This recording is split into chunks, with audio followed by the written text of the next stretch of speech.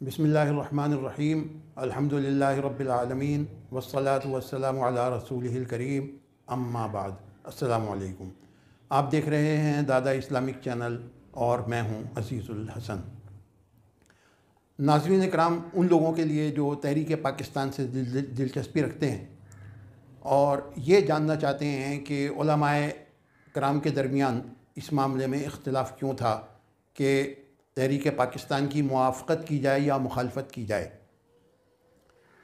एक साहब होते हैं, ये मैंने अभी वीडियो देखी, मौलाना समीरुद्दीन साहब कासमी, इंग्लैंड में मैनचेस्टर।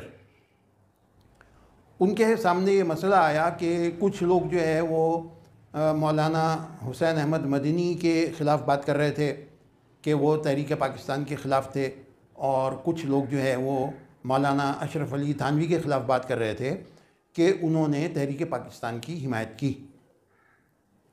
तो मौलाना समीरुद्दीन साहब कासमी जो हैं बुज़ुर्ग, इन्होंने उन दोनों के लिए एक तकरीर फरमाई और उस तकरीर में उन्होंने अपने किसी उस्ताद के हवाले से इन दोनों हज़रात की पोजीशन साफ़ करने की कोशिश की। उनके उस्ताद ने उन्हें जो कुछ बताया वो आप देख लीजिएगा, मैं लिंक दे दूंगा नीचे डिस्क्रिप्शन बॉक्स में। तो उनका एक क्लिप 13 सेकंड का, वो आप मुलाज़ा फरमाइए। उनकी समझ में यह बात आई थी कि हिंदुस्तान जब तकसीम होगा तो आधा आधा होगा, और यह भी था कि सहारनपुर और देवान और हजरत की खानका, थाना भवन, ये सारे के सारे पाकिस्तान में चला जाएगा। ये आपने क्लिप मुलाज़ा फरमाया जनाब। इसमें वो ये कह रहे हैं कि मौलाना अशरफ अली थानवी ये समझते थे कि पाकिस्तान जब बनेगा तो हिंदुस्तान और आधा पाकिस्तान बन जाएगा, आधा हिंदुस्तान रह जाएगा, तो जो आधा पाकिस्तान बनेगा उसमें उनकी हज़रत की खानका भी आ जाएगी। ये पोजीशन साफ़ करते हुए उन्होंने बयान फरमाया, और ये भी ना सोचा कि इससे वो मौलाना अशरफ अली थानवी अलैहिर्रहमा की ख़ुद गर्ज़ी साबित करना चाह रहे हैं। क्या साबित हो रहा है इससे? कि उन्होंने अपने ज़ाती मफाद के खातिर जो है तहरीक पाकिस्तान की हिमायत की थी। हकीकत हाल ये है, मौलाना समीरुद्दीन साहब ने तहक़ीक़ करने की ज़हमत नहीं की, ये जानने की कोशिश नहीं की कि इनको हक़ाइक़ को किसी पैमाने पे, किसी कसौटी के ऊपर परख लिया जाए। उन्होंने इसको जो जैसा सुना था मिनवान बयान कर दिया। दर हकीकत बात यह है कि मौलाना हुसैन अहमद मदनी समेत जमीयत उलमा हिंद के जितने जय्यद उलमा थे, उन सब का मौक़िफ़ ये था कि अंग्रेज़ ने हिंदुस्तान पर कब्ज़ा किया था, अब वो कब्ज़ा छोड़ के चला जाए, बस इतनी बात थी। जबकि दूसरी तरफ कायद आज़म का कहना यह था कि एक अलहदा ममलिकत बनाई जाए इस्लाम के नाम पर, पाकिस्तान, जहाँ पर सिर्फ मुसलमान रहें, यानी और लोग भी रहें, मगर ये कि वो खालिसतन मुसलमानों के लिए हो, वो आज़ादाना अपनी इबादत वग़ैरह मजहबी सरअंजाम दे सकें। मौलाना अशरफ अली थानवी अलैहिर्रहमा एक इल्मी शख्सियत थे, मुस्लिह थे, मुबल्लिग़ थे और सियासत से दूर थे। उनका सियासी मामलात से कोई वास्ता नहीं था। एक मौके पर उन्होंने फरमाया कि भाई ये तो ऐसा लगता है कि पाकिस्तान बन जाएगा। जो तहरीक पाकिस्तान में जोश व खरोश और जज्बा था और जो हालात नज़र आ रहे थे, तो उन्होंने फरमाया कि ऐसा मालूम होता है कि ये तो पाकिस्तान बन जाएगा और ये बनेगा इस्लाम के नाम पर, और सारे उलमा जो हैं वो एक तरफ ख़िलाफ़ हैं।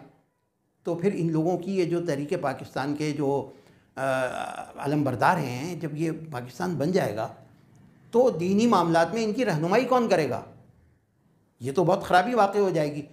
इस ख़याल से उन्होंने अपने जो मोतक़ीदीन थे और जो उनके हल्क़े इरादत में जो उलमा शामिल थे, उनमें से कुछ को इस बात के ऊपर मामूर किया कि इन लोगों के साथ रहो और इनकी रहनुमाई करते रहो दीनी मामलात के अंदर। इस बात को ये कहना कि वो ये समझ के किया था और वो तहरीक पाकिस्तान में शामिल थे, हरगिज़ भी ऐसी बात नहीं है, बल्कि तहरीक पाकिस्तान के जो अलमबरदार थे उनकी रहनुमाई के लिए अपने साथियों को, अपने मोतक़ीदीन को मामूर किया था। और इससे ये अख़ज़ करना कि वो तहरीक पाकिस्तान के हामी थे, ये कुछ और लोगों की हरकत है जो ज़बरदस्ती ये कहते हैं कि ये उलमा जो हैं ये तहरीक पाकिस्तान में शामिल थे। تو یہ اس کو کہتے ہیں مس انٹرپریٹیشن اور مس کوٹ کرنا، غلط طریقے سے حوالہ دینا۔ اور اگر مولانا اشرف علی تھانوی علیہ الرحمہ یہ سمجھ رہے ہوتے کہ پاکستان نہیں بنے گا جہاں وہ رہ رہے ہیں، تو وہ اپنی اہلیہ کو یہ وصیت نہ کرتے کہ اگر میں نہ رہوں اور پاکستان بن جائے تو تم پاکستان چلی جانا سے صاف ظاہر ہوتا ہے کہ انہیں یہ بات ان کے علم میں تھی، اتنا فہم تھا، اتنی سمجھ تھی کہ وہ یہ سمجھتے تھے کہ یہ یہاں نہیں بنے گا پاکستان۔ تو جناب اس کو کہتے ہیں نادان دوست۔ مولانا سمیر الدین صاحب قاسمی نے جو کچھ کہا اور انہوں نے موازنہ کیا اور دونوں بزرگوں کی پوزیشن صاف کرنے کی کوشش کی، تو میرے خیال میں اس کی ضرورت نہیں تھی۔ دونوں بزرگوں کی پوزیشن صاف ہے، اور اگر کوئی عالم دین سے جن کی نسبت ہو وہ پاکستان بننے کے حامی تھے تو وہ تھے مولانا مودودی علیہ الرحمہ۔ لیکن میں یہ آپ کو بات بتا دوں جس سے جماعت اسلامی والے اعراض کرتے ہیں اور اس کو تسلیم کر کے نہیں دیتے، حالانکہ اس میں کوئی ایسی حرج کی بات نہیں ہے، کہ ابتداءً مولانا مودودی بھی اس بات کے خلاف تھے کہ ہندوستان کی تقسیم کی جائے، اور اس کی ٹھوس وجہ تھی۔ ان کا کہنا یہ تھا کہ اگر پاکستان بن گیا اور مسلمان وہاں چلے گئے تو کچھ یہاں بھی تو رہ جائیں گے، ان کا کیا بنے گا؟ یہ ایک مضبوط موقف تھا۔ بہرحال انہوں نے بعد میں اس سے رجوع کر لیا، اور ہمارے جماعت اسلامی کے جو دوست ہیں، جو بھائی ہیں، انہیں یہ بات تسلیم کر لینی چاہیے، اس میں کوئی قباحت کی بات نہیں ہے۔